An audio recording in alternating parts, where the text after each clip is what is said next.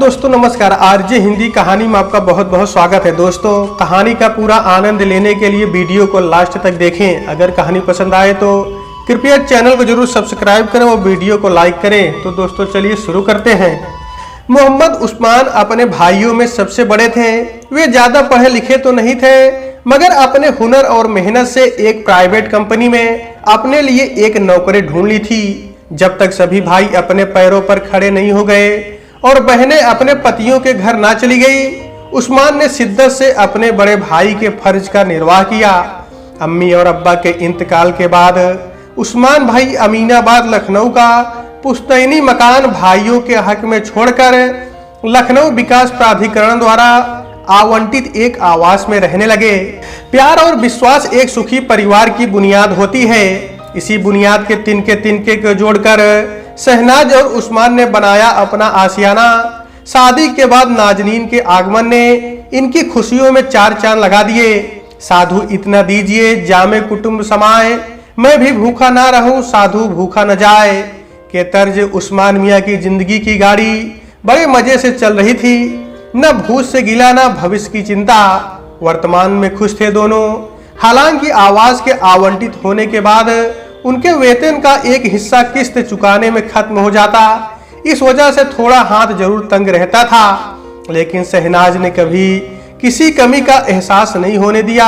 हालत से समझौता कर अपनी छोटी छोटी आवश्यकता को भी उस्मान भाई पर जाहिर नहीं होने दिया। एक ही तरह की दिनचर्या से जिंदगी बोझिल ना हो जाए, इसलिए बीच बीच में उस्मान शहनाज को हजरतगंज की सैर करा देते या कभी कभी बाहर खाना खिला देते। एक दिन ड्राइंग रूम के कोने में रंग बिरंगे धागों से बने खूबसूरत कुशन से ढके मेज पर रखा फोन घंघना उठा। उस समय शहनाज किचन में आटा गूंथ रही थी। चूंकि उसके पति के आने का समय हो गया था, इसलिए उसके हाथ पांव तेजी से चल रहे थे। वो पति के आने से पहले लजीज लंच तैयार कर लेना चाहती थी, ताकि लंच के समय अपने प्यार और मेहनत का फल पति के चेहरे पर देख सके। हर व्यक्ति प्यार और प्रशंसा का भूखा होता है। खाने की प्रशंसा में उस्मान भाई के मुख से निकले शब्द शहनाज के रग रग को एक नए जोश से भर देते थे। फोन की घंटी दोबारा बजने लगी। आटे से सने हाथों से ललाट पर बिखरे लटों को एक तरफ हटाते हुए सानू बड़बड़ाते हुए ड्राइंग रूम की तरफ चल बढ़ी। फोन का रिसीवर उठाते ही उधर से एक मर्दानी आवाज में किसी ने पूछा, क्या उस्मान भाई से बात हो जाएगी? नहीं, वो तो ऑफिस में है। आप कौन? आप अपना नाम बता दीजिए, मैं उन्हें इत्तला कर दूंगी। शहनाज ने जवाब दिया, अच्छा तो आप शहनाज बोल रही हैं? अजनबी ने बात आगे बढ़ाई।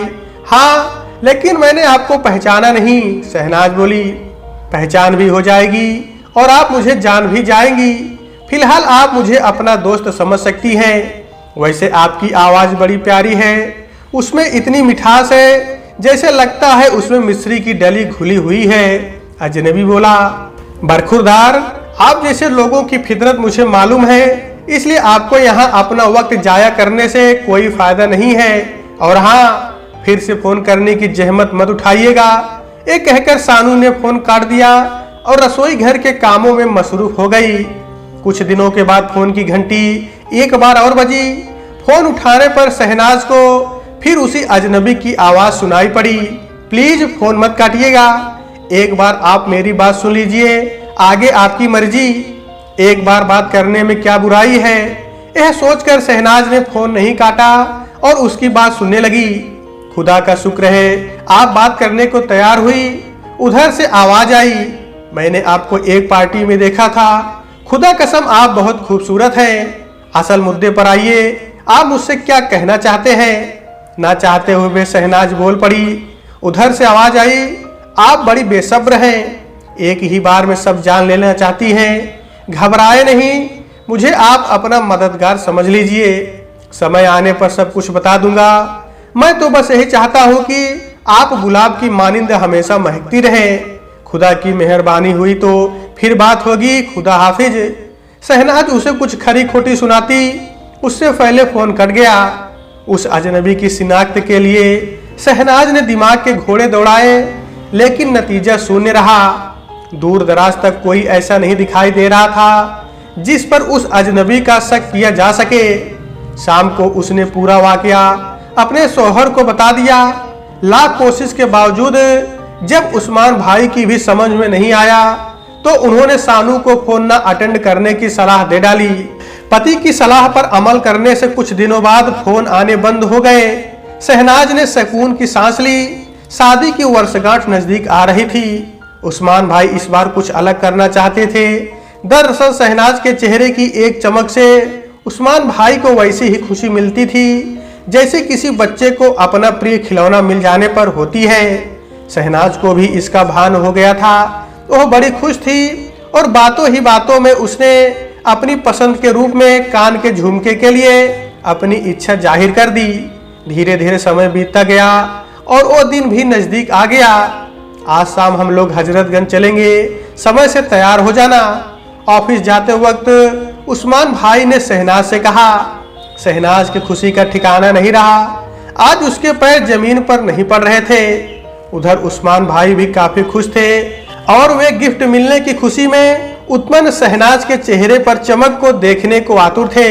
लेकिन विधाता ने कुछ और ही सोच रखा था।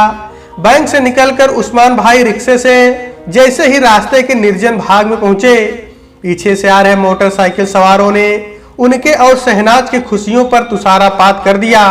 पलक झपकते ही उस्मान भाई का हैंडबैग उनके दामन से बिछड़कर उन लुटेरों के हाथों चला गया जो शायद बैंक के गेट से ही उस्मान भाई का पीछा कर रहे थे। साथ ही चला गया उस्मान भाई की मेहनत की कमाई का 25,000 रुपया। उस्मान भाई के चीखने चिल्लाने और पुलिस में रिपोर्ट दर्ज कराने का कोई असर नहीं हुआ। लुटे पिटे उस्मान भाई बुझे मन घर की ओर चल पड़े जहां शहनाज बड़े हसरतों से उनका इंतजार कर रही थी। शहनाज के बारे में सोचते ही उस्मान भाई ने एक निर्णय किया और कमाल भाई के घर पहुंच गए। खुश मिजाज और रहमदिल कमाल भाई ने यथाशक्ति उस्मान भाई की मदद की और इस घटना को शहनाज से छिपाने का वादा भी। दरअसल उस्मान भाई इस मुश्किल घड़ी में भी शहनाज की खुशियों को ग्रहण नहीं लगाना चाहते थे। उस्मान भाई का इंतजार करते शहनाज को 2 घंटे बीत चुके थे। उसके सब्र का बांध टूटने ही वाला था कि उस्मान भाई आते दिखे। गुस्से में पैर पटकती ओह अंदर चली गई। वास्तविकता से अज्ञान शहनाज उस्मान भाई के अंदर आते ही उन पर बरस पड़ी।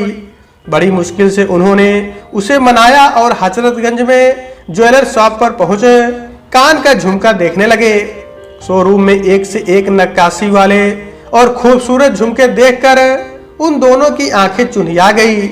शहनाज ने एक के बाद एक झुमके पसंद कर डाले, लेकिन उस्मान भाई भारी मन से कुछ न कुछ कमी निकाल ही देते क्योंकि झुमकों की कीमत उनके बजट के काफी बाहर थी।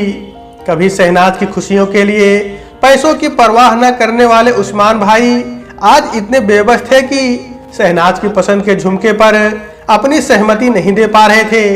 आज की यह मनहूस घड़ी उन्हें खून के आंसू रोने को मजबूर कर रही थी, लेकिन अफसोस उन्हें दिखावे के लिए हंसना पड़ रहा था। काफी देर की मशक्कत के बाद आखिरकार ऐसे झुमके पर सहमति बनी जो दोनों को पसंद नहीं था। कारण अलग अलग थे। जहां उस्मान भाई पैसे की वजह से चुप थे, वहीं शहनाज उस्मान भाई की ही पसंद का झुमका लेना चाहती थी। उस्मान भाई का आज का रवैया शहनाज को समझ नहीं आ रहा था। दोनों घर लौट आए, लेकिन खुशी दोनों के चेहरों से नदारद थी। एक दिन शहनाज पति के जाने के बाद फुर्सत के क्षणों में टीवी देख रही थी, तभी एक फोन आया। अम्मी का फोन समझ शहनाज फोन की तरफ झपटी, लेकिन फोन के रिसीवर किसी अजनबी की आवाज सुनते ही मायूस हो गई। फोन रखने ही जा रही थी, तभी उधर से आवाज आई, इस बेबस लाचार पर रहम कीजिए, आप मेरी एक बात सुनेंगी, अल्लाह आपकी सब बात सुनेगा। अजनबी ने भिखारी की आवाज में कुछ इस तरह से कहा कि शहनाज को हंसी आ गई। उधर से आवाज आई, देखिए आप मुझे गलत मत समझिएगा, मैं तो सपने में भी आपके अनिष्ट की कामना नहीं कर सकता।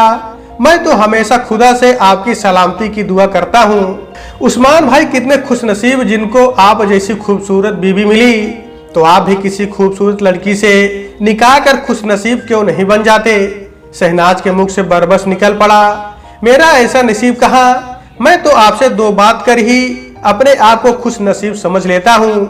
आपसे 2 पल बात करके दिल को जो सुकून मिलता है वो इस धरती पर कहीं नहीं मिल सकता है। एक पल के लिए शहनाज ये भूल गई कि वह एक अजनबी से बात कर रही है। वह बोल पड़ी, लेकिन आप जो कह रहे हैं वो गलत है। मैं एक शादीशुदा औरत हूँ और आपकी एक फूल सी बेटी भी है। शहनाज की बात काटते हुआ अजनबी बोल पड़ा, इतना सब जानते हुए भी आपने ये धृष्टता की। शहनाज ने कहा, गुस्ताखी माफ कीजिएगा मोहतरमा, लेकिन मैं मजबूर हूँ।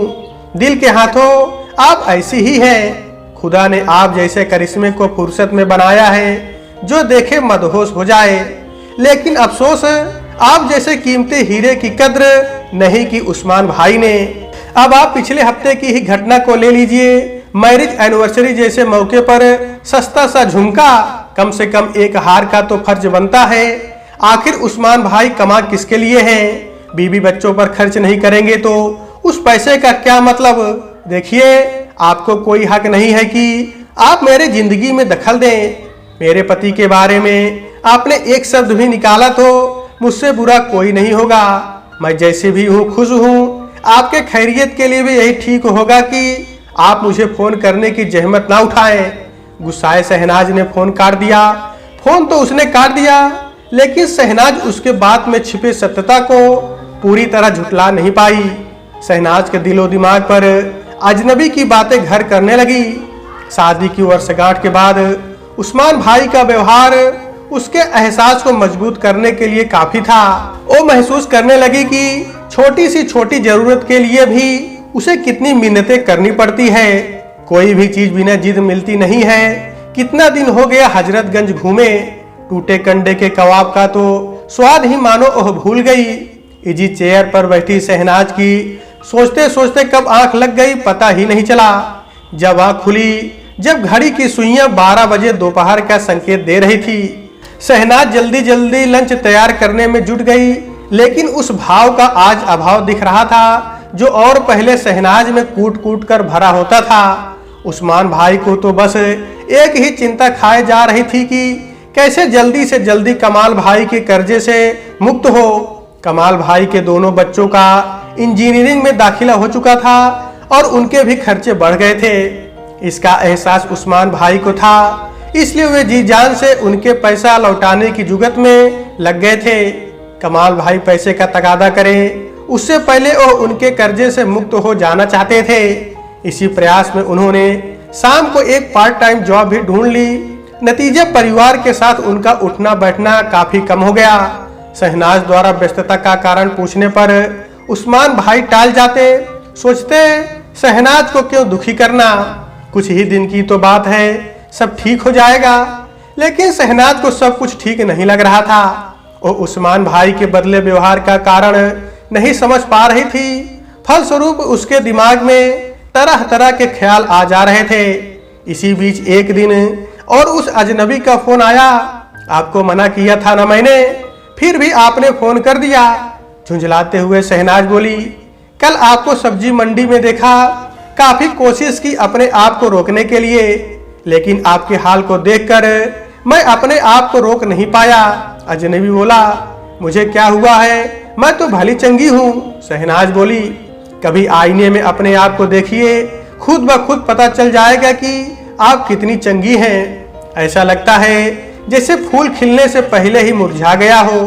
खुदा कसम सच मानिए, अगर आप किसी और की बीवी होती तो वो आपके लिए पलक पावड़े बिछा के रखता। आप खुद बांदी की तरह नहीं रहती, बल्कि आपके आगे पीछे बांदियों की फौज होती। अजनबी ने बात आगे बढ़ाई, देखिए मैं जैसी हूँ बहुत खुश हूँ। फूल सी बेटी, बेइंतहा प्यार करने वाला पति, और मुझे क्या चाहिए। शहनाज ने हिम्मत जुटाकर कहा, शहनाज आप बहुत भोली हैं। आपने दुनिया कहाँ देखी, आप तो कुएं के मेढक की भांति एक दायरे से बाहर देख ही नहीं पा रही हैं और न दिखाया जा रहा है। चूल्हे चौके झाड़ू पोछे और पति की झिड़कियों से ऊपर उठकर देखिए, कितनी रौनक है इस जिंदगी में। अजनबी अपनी धुन में कहता चला गया और शहनाज मंत्र मुग्ध सी उसकी बातों में बहती चली गई। इसी बीच उसकी नजर दीवार घड़ी पर गई। उस्मान मियाँ के आने का समय हो गया था। तभी अजनबी बोल पड़ा, शहनाज अब मैं फोन रखता हूँ, तुम्हारे पति के आने का समय हो गया है। मैं नहीं चाहता कि मेरी वजह से तुम्हारी रुसवाई हो। धीरे धीरे शहनाज पर अजनबी की बातों का असर होने लगा, जिसका असर उसके व्यवहार पर भी दिखने लगा। उस्मान भाई का व्यवहार शहनाज को दिखावटी लगने लगा। नतीजन व्यवहार में लापरवाही आ गई।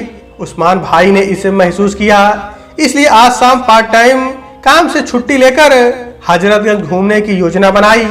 दूध का जला छाछ भी फूंक फूंक कर पीता है, इसलिए उस योजना के बारे में उन्होंने शहनाज को कुछ नहीं बताया। शाम को शहनाज चौराहे पर सब्जी लेने के लिए घर से थोड़ी दूर जैसे ही पहुंची, उसके बगल में एक चमचमाती कार रुकी और उसमें से एक सूटेड बूटेड शख्स निकला और बड़े ही अदब से शहनाज से बोला, बंदे को जावेद कहते हैं। मेरी अक्सर आपसे फोन पर बातें होती हैं। आज मैंने सोचा कि आपको कुछ सरप्राइज देते हैं। आइए गाड़ी में बैठकर बातें करते हैं। शहनाज ने हिचकिचाते हुए बैठने से मना कर दिया और इधर उधर देखने लगी। आप बेवजह संकोच कर रही हो। यहाँ सब अपनी अपनी दुनिया में मसरूफ है, किसी को फुर्सत नहीं है आपकी जिंदगी में झांकने की, सिवाय मेरे। यह कहते हुए जावेद ने कार के खुले दरवाजे की ओर इशारा किया। लेकिन मेरी बेटी घर पर अकेली है, शहनाज ने कहा। बस हम 15 मिनट में आ जाएंगे, जावेद बोला। सकुचाते हुए शहनाज कार में बैठ गई और थोड़ी देर में दोनों टूटे कंडे की कबाब के दुकान में पहुंच गए।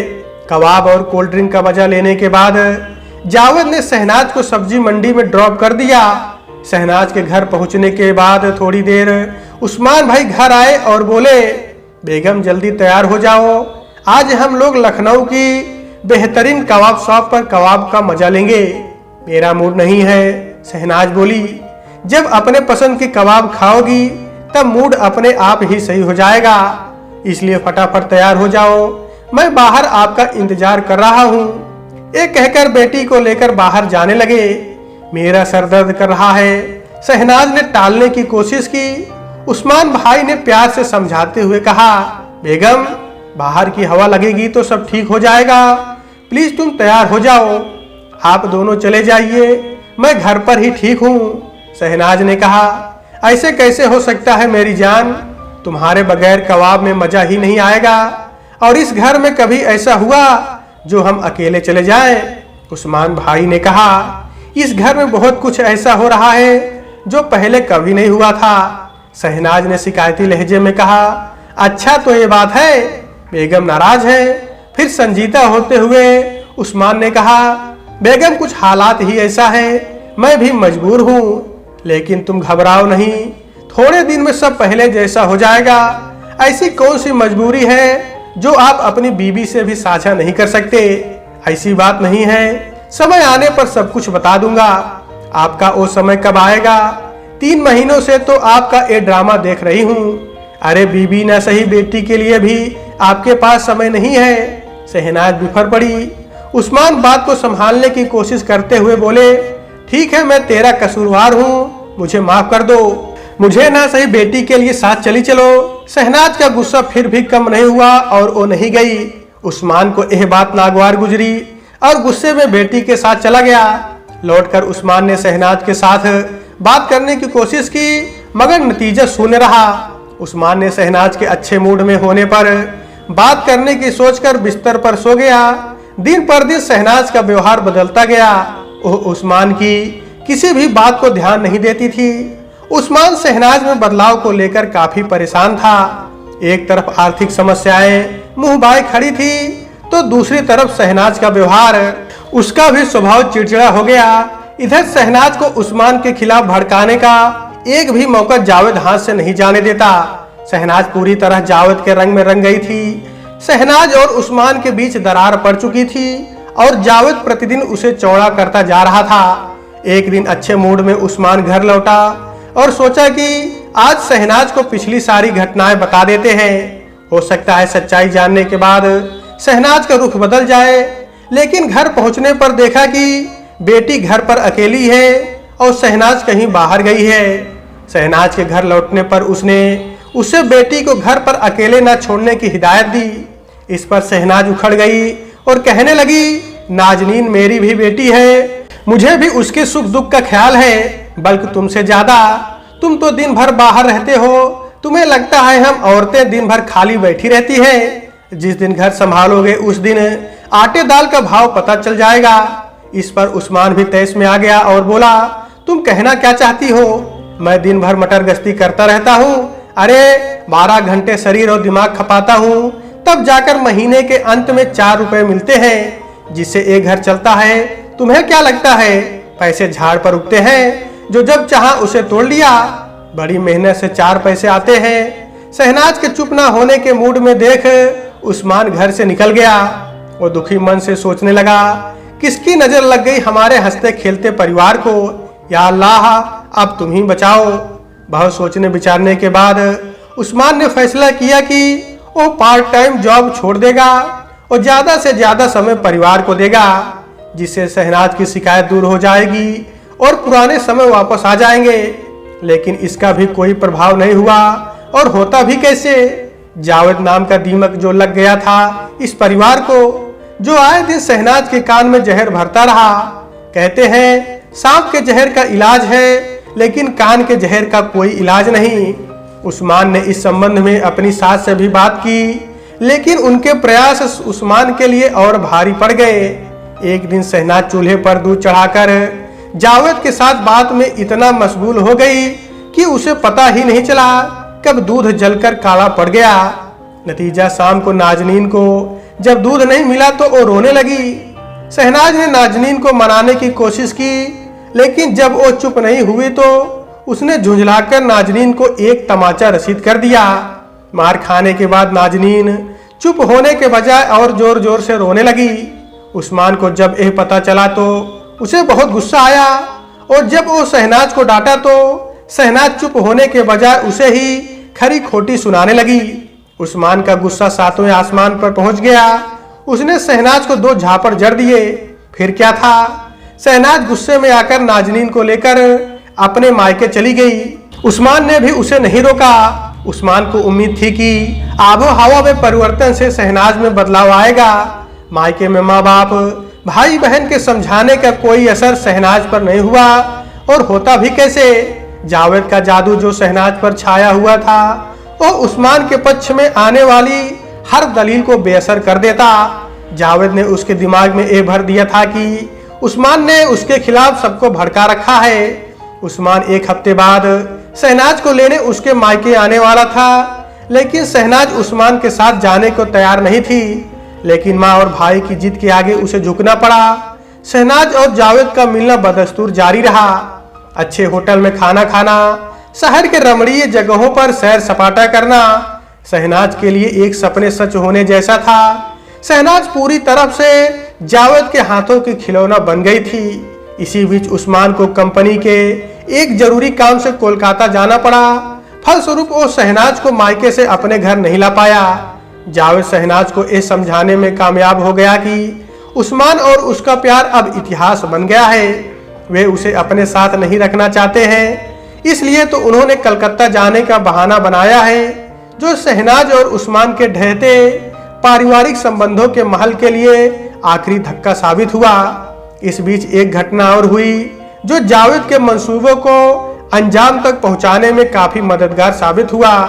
एक दिन शहनाज और जावेद जब सहारागंज में शॉपिंग कर रहे थे, उसी समय कमाल भाई की नजर शहनाज पर पड़ी।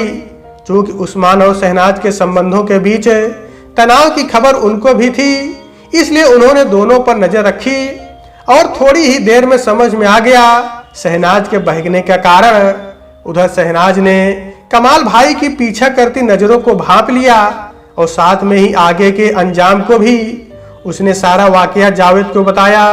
दरअसल जावेद तो चाहता यही था, क्योंकि उसे मालूम था कि जब तक शहनाज नामक फूल उस्मान की डाली से जुड़ी रहेगी, उसका दामन खाली ही रहेगा। मौके का भरपूर फायदा उठाते हुए जावेद ने उस्मान और उसके अम्मी भाइयों का डर शहनाज के मन में इतना भर दिया और किंकर्तव्य विमूढ़ हो गई। मौका देख जावेद ने चौका मारा और शहनाज के सामने अपने साथ भाग जाने का प्रस्ताव रख दिया। शहनाज इसके लिए एकदम तैयार नहीं थी, लेकिन जावेद जैसे मंझे खिलाड़ी के लिए शहनाज को मनाना मुश्किल था, लेकिन नामुमकिन नहीं। जावेद के तर्कों का कोई जवाब नहीं था शहनाज के पास। आखिरकार उसने हथियार डाल दिए। अगले दिन जुम्मा था। जुम्मे की नमाज के समय शहनाज कैसरगंज बस अड्डे पर पहुंच गई, जहां तयशुदा प्रोग्राम के तहत जावेद एक टैक्सी लिए खड़ा था। शहनाज जावेद के साथ एक ऐसी यात्रा पर निकल पड़ी जिसका भविष्य खुद शहनाज को नहीं मालूम था। शहनाज का दिल इसकी गवाही नहीं दे रहा था, मगर जावेद के चक्रव्यूह को तोड़ना शहनाज जैसी भोली भाली औरत के लिए लगभग नामुमकिन था। उसकी आंखों में आंसू आ गए। उसने सपने में भी नहीं सोचा था कि इस तरह से उसे अपनों और अपने शहर को छोड़ना पड़ेगा। एक एक करके उसके आंखों की दृष्टि पटल पर बचपन से अब तक की यादें आती गई और उसे रुलाती गई। एक बार तो मन में आया कि वो जावेद के साथ जाने से मना कर दे, लेकिन जो हालात थे उसमें उसका घर या ससुराल दोनों जगह चैन से रहना मुश्किल था। अपने विजय पर मन ही मन खुश हो रहे जावेद ने शहनाज को शब्दों के भूल भुलैया में उलझाकर उसका ध्यान एक सुनहरे भविष्य के लॉलीपॉप की ओर आकर्षित कर दिया। शहनाज भी भविष्य के सुनहरे सपनों में खो गई। थोड़ी देर में अपने घर से दूर एक नए शहर में पहुंच गए। क्योंकि वांछित ट्रेन आने में 6 घंटे का समय था, इसलिए वे घूमने निकल पड़े। रात के 11 बजे जावेद पर्दा नशी शहनाज के साथ वेटिंग रूम में आया और शहनाज को एक सीट पर बिठाकर चाय लेने बाहर चला गया। थोड़ी दूर में एक बुजुर्ग हजरात के साथ 2 पर्दा नशी औरतों ने वेटिंग रूम में प्रवेश किया। उनके साथ एक 5 साल का बच्चा भी था। सभी लोग शहनाज के सामने वाली सीट पर आसीन हो गए। शहनाज का उनसे बातचीत का सिलसिला शुरू हो इससे पहले जावेद अपने हाथों में चाय लिए आता दिखाई दिया। जावेद को देखकर बच्चा चौंक गया और अब्बू अब्बू पुकारता हुआ उसके पैरों में लिपट गया। वेटिंग रूम में अपने अम्मी अब्बू पत्नी को देखकर जावेद की तो बोलती बंद हो गई। सबसे ज्यादा सदमे में थी शहनाज। उसे विश्वास नहीं हो रहा था कि ये वही जावेद है जो 6 महीने से उसे खूबसूरत सब्ज बाग दिखाकर उसे इस हालात में पहुंचा दिया कि उसे अपने पति और बेटी को छोड़कर उसके साथ भागने को विवश होना पड़ा। सदमे से अपने आप को संभालती हुई शहनाज जावेद के पास पहुंची और उसे एक तमाचा मारा और कहने लगी, मैंने क्या बिगाड़ा था तुम्हारा? तुमने ऐसा क्यों किया मेरे साथ? बोलो जावेद, क्यों किया? और जोर जोर से रोने लगी। मैं मानता हूँ शहनाज, मुझसे गलती हो गई। जावेद ने ये बात को संभालने की कोशिश की। मुझे अपनी शादी के बारे में तुझे सब कुछ सही सही बता देना चाहिए था, लेकिन मैं डरता था तुम कहीं नाराज ना हो जाओ। मेरा यकीन करो शहनाज, मैं तुमसे बहुत प्यार करता हूँ। मैं तुमसे शादी जरूर करूंगा। वैसे भी मेरे मजहब में 4 शादियों का प्रावधान है। चुप, एकदम चुप हो जा जलील इंसान। अब एक शब्द निकाला तो तेरा मुंह नोच लूंगी कमीने। अपनी अय्याशी के लिए मजहब का सहारा ना ले कमबख्त। जब तू एक बीबी का नहीं हुआ तो तू मेरा होगा, मैं कैसे मान लूं? ये तो अल्लाह का लाख लाख शुक्र है जो उसने तुम जैसे राक्षस से मुझे बचा लिया। इसी बीच रेलवे पुलिस वहां आ गई। उसने भीड़ को वहां से हटाकर सबको थाने ले गई। शहनाज के गायब होने की खबर से उसके माँ और भाई सकते में आ गए। माँ सपने में भी नहीं सोच सकती थी कि उनकी बेटी उनके विश्वास का गला घोट सकती है। दोस्त मित्र, नात, रिश्तेदार, बस स्टैंड, रेलवे स्टेशन, सभी जगह खोजबीन की गई, लेकिन शहनाज का कुछ अता पता नहीं लगा। रात के 11:30 बजे कानपुर रेलवे स्टेशन से जैसे ही शहनाज की खबर आई, परिजन उस ओर दौड़ पड़े। शहनाज अपनी दशा पर बेहद शर्मिंदा थी। गलती पर पश्चाताप भी कम लग रहा था। जो भी हो, परिस्थिति का सामना तो करना ही था। उसने हर प्रकार की विपरीत प्रतिक्रिया के लिए अपने आप को मानसिक रूप से तैयार करने लगी। परिजन के साथ उस्मान भाई को देखकर शहनाज को काटो तो खून नहीं जैसी स्थिति हो गई, लेकिन उस्मान भाई ने स्थिति की गंभीरता को समझा और न केवल सबके वार से शहनाज को बचाया, बल्कि दिल से शहनाज को माफ कर दिया। उनका मानना था कि शहनाज ने तो गलती की ही, लेकिन उसमें दोष मेरा भी था। अगर सारी स्थिति शहनाज को उन्होंने शुरू में ही बता दी होती तो उन्हें पूरा विश्वास था कि शहनाज जावेद के खूबसूरत छलावे में नहीं आती। जो हुआ अच्छा नहीं हुआ, लेकिन सुबह का भूला शाम को घर लौट आए तो उसे भूला नहीं कहते। शहनाज को जब पूरी घटनाक्रम मालूम हुआ तो वो बहुत लज्जित हुई, लेकिन बीता समय लौटाया तो नहीं जा सकता। हाँ, उससे सबक लेकर आगे की जिंदगी संवारा जा सकता है। तो दोस्तों आज के वीडियो में बस इतना ही। कहानी आपको कैसी लगी कमेंट बॉक्स में जरूर बताइएगा। अगर कहानी पसंद आई है तो कृपया चैनल को जरूर सब्सक्राइब करें और वीडियो को लाइक करें। तो दोस्तों आपसे फिर मिलते हैं अगले वीडियो में, तब तक के लिए नमस्कार।